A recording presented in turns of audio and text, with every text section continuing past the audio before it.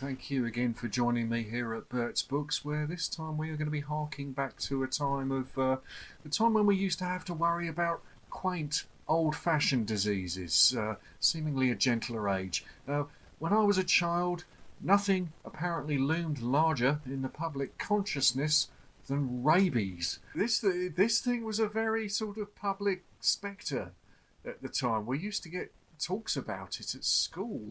There were posters on the notice board at school. I think in concert with the public information films that were showing on TV at the time, a selection of which we'll be scrolling, we get a talking to about, don't go getting cuddly with little furry rat bags while you're on your holiday, and more to the point, don't go smuggling these disease-ridden bastards back here in your bag. At very worst, you might infect our sovereign land with this raging disease.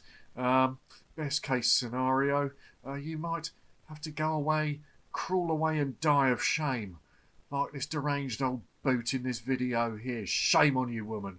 The idea of this malign thing heading over to our shores from the continent and polluting us with its foamy germiness. Naturally, this being such a sizable public bogeyman at the time, the theme of rabies filtered into popular fiction, and we're going to be looking at a few select titles of that ilk tonight. Varied quality, as we'll see. Now, first off, let's dispense with the fact that I'm not going to cover what you may think is the most obvious choice in this area, Cujo. I don't have a copy of Cujo, and also it's about 400 pages long, and that's a lot of work, so we're going to kind of skirt around the Stephen King. First up, 1977, Walter Harris's Saliva, which has this rather exciting looking cover. First couple of pages of the book describe the original source of the outbreak in question. During the Battle of the Bulge in 1944, a lot of corpses of German soldiers left in the abandoned corridors of Maginot Line fortifications, where over time badgers, well, various wildlife, but most notably badgers, crawl in and I suppose discover they start foraging among the corpses and develop a taste for human flesh from there.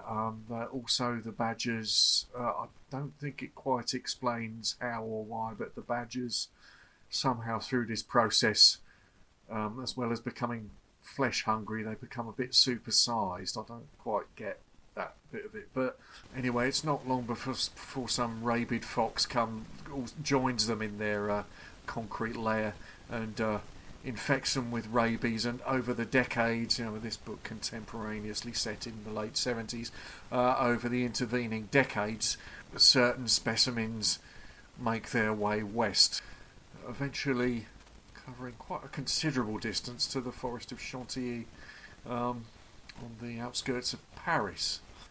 We meet the Bull family on the morning that they're planning to head out to a picnic, coincidentally in the forest of Chantilly also. It gets weird quickly. In the living room, Jean-Pierre Bull, who's a diplomat, was showing his 8-year-old daughter Philippine the rudiments of judo. Might come in useful later on, he was thinking, if anyone tries to rape her. Our Philippine was beautiful. Jean-Pierre felt an almost sensuous delight. Oh, for fuck's sake. I think the point it's trying to make here is that Jean-Pierre, as we subsequently discover, is what used to be described in 70s porn as a cocksman. He thinks with his dick, but I don't know why we're treated to this Lolita thing here.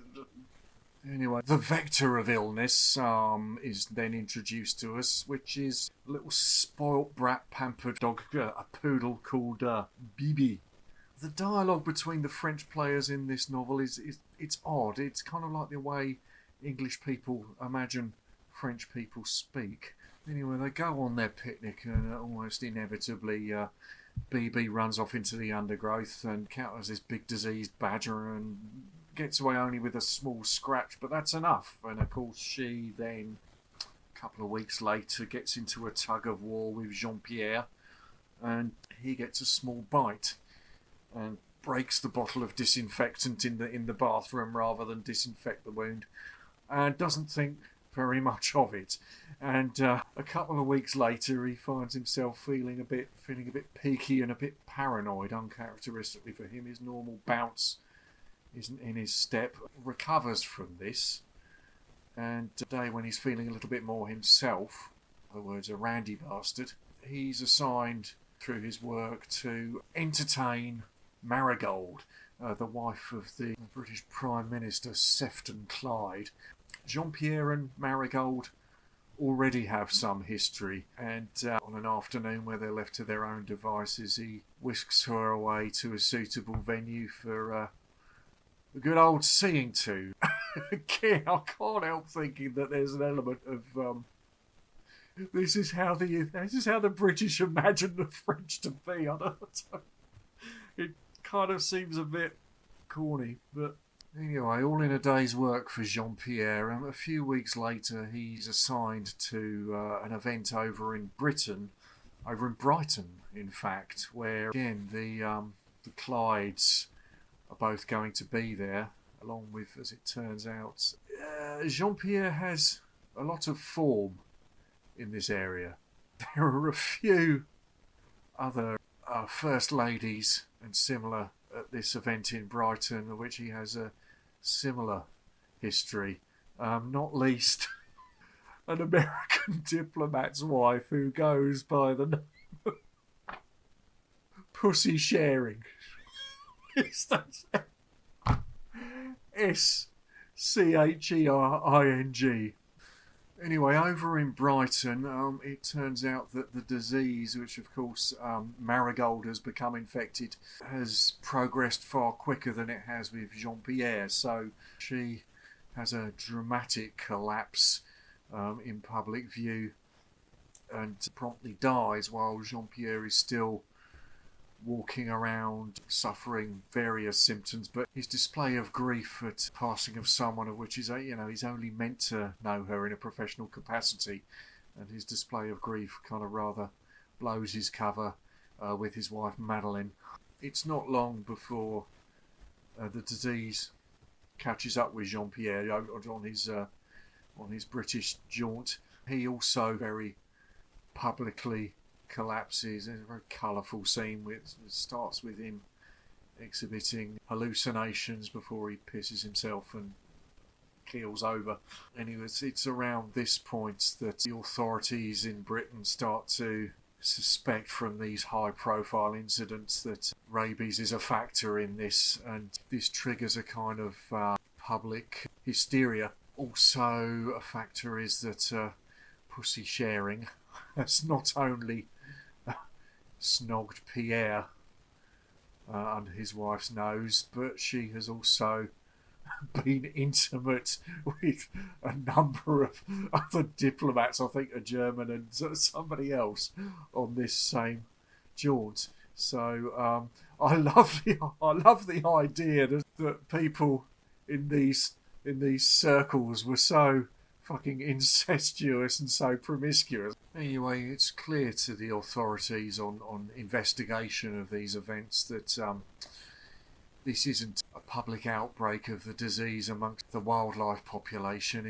The rabies is clearly limited to diplomatic circles at this point, but this doesn't prevent this kind of weird public hysteria provoked by a Brighton newspaper, which kind of sends people off in a flurry of shooting people's pets and the like. Anyway, this leaves Madeline, of course, also infected by now, bundled off to a British hospital where the signs aren't particularly good for her because this thing has had time to gestate in her bloodstream and so on. In the meantime, daughter of the Clydes, Caroline, her and her fiancé, who happens to be a specialist in veterinary laboratories, experience of rabies, they set off to pin down the source of this outbreak, heading off to the continent, where eventually they managed to track this thing down to this bizarre colony of supersized badgers living in the old Maginot Line, where Robin is somehow kitted out in a 16th century set of armour for the task. I would have thought the French would have had some more, I don't know, don't you have dog handler suits? Or I don't know. Anyway, he's in this fucking suit of armour, armed with a rifle, succeeds in identifying the layer where all these beasts live. A few narrow scrapes which involve Caroline getting bitten, but they get her to the hospital in time and send in the French authorities with the flamethrowers to destroy these badgers. Of course, there's a badger they missed, which of course is in Chantilly still, and we end with it poised to bite another dog on a picnic. So there's that. It's okay as a thriller on that theme. The wartime aspect of it that the cover advertises seems a little bit jimmied in, but it's a fairly serviceable sort of paperback thriller. Next up, the novelisation of David Cronenberg's Rabid by Richard Lewis. Looks promising, doesn't it, as a rabies novel? It starts with biker couple Hart and Rose setting off on a jaunt, but getting involved in a rather nasty smash-up. Now, how would you get rabies from that unless you drove into a big bear? They don't. Hart doesn't survive this incident, while Rose is carted off to a medical facility at the Keloid Institute, which happens to be nearby, where she only pulls through thanks to some experimental surgery, some very odd experimental surgery. The result being that she then begins to exhibit symptoms that are in some ways rabid-like, but I don't think we can qualify this as rabies. She kind of grows tentacles out from her underarm area and sucking the life out of people without. Rabies doesn't do that. So it's not technically really a rabies book. It's talking about a sort of rabies-like affliction, but it goes a few levels even above what rabies will do for a person. I'm not going to beef about a Cronenberg novelisation. That's all well and good. It's a long time since I've seen the film. But I have to concede here, we're not strictly dealing with rabies in this. Next up, Nigel Slater's The Mad Death. Now this looks like it has potential, doesn't it? This was adapted to television in the early 80s, I think 1983 or 4. And the series itself, I've not seen it. I don't remember it from the time. I find it a bit hard to track down online, but the series is unfailingly well spoken of. I find that a bit hard to process in a way. I can only imagine the adaptation process must have been quite creative. I didn't find this a terribly satisfying book in some ways. It starts off quite promising, where we're introduced to the vector of this illness from its cross-channel origin is another spoilt French pet called Petit Pois. It's a big Persian blue little pea. Anyway, Petit Pois is not even smuggled over. He's allowed to join his owners on a little yachting jaunt somewhere around the New Forest, breaks out of the confines of the yacht, and promptly goes and infects a local fox. From there, the ratty-looking fox is noticed on the side of the road by a salesman in the area who decides he's going to take care of it, and later on his jaunts in that area, having suffered infection from this animal, then visits a prostitute in Southampton, and from there the disease spreads not only among wildlife but human victims also. The big problem I have with this book is how deeply unlikable the main hero is. It's a vet called Viv Tate. We're introduced to him quite early, and we're kind of meant to buy into the concept that Viv Tate, he's like Gov in The Sweeney. He's kind of like this arse-kicking, hard-talking, short-tempered bastard of a vet. But we're meant to sort of buy into the concept of this vet being a fucking ball breaker. You know, I expect a vet to be James Herriot or Tristan Farnan, or at worst, Siegfried Farnan. That's about as tetchy as I can buy a vet being. This is just this relentless performance of Viv as this kind of hard nut arse kicker. He's just relentlessly unpleasant throughout this. Anyway, Tate lands the job of containing this, or controlling in some way this outbreak, and he encounters Penny Gaynor at the Ministry's region. She's a regional veterinary officer based in Reading. He, on meeting her, is really rude. Lands her the nickname of Tuppence, which sticks throughout this, and he's incredibly off with her, and of course she fucking falls in love with him because anyway, this kind of working relationship that they have, it kind of sidesteps the story into this corny country living type romance. They're on duty trying to contain this outbreak. They're very kindly put up by this very cliched kind of benign retired general of the sort that you get in kids' books. It becomes this cloying country life romance, and anyway, Viv Tate isn't that much of an arse kicker that he doesn't get himself abducted and held hostage by this crazy animal rights lady. And I don't know, I lost interest. I just couldn't buy into this lead character. He just struck me as a bit of an arsehole. Tuppence sees his redeeming qualities. I didn't. Lost interest towards the end. You know, I'd like to see the series on the strength of the reviews it's had. I expect that maybe to be something a little more than this. But lastly, Rabies. It's not central to the plot by any means, but it is. Spoiler alert! It is a plot device within this. Andrew Neiderman's Imp. Andrew Neiderman, of course, I covered one of his other books, Wonderful Pin. Now, I didn't find Imp quite as compelling as Pin was. I think that's a difficult act to follow maybe, but it's a worthwhile book in any case. It kind of concerns itself with what happens when a human baby is not brought up with the love and attention it deserves, but brought up almost as a feral object around the house. How you would expect that baby to develop and turn out.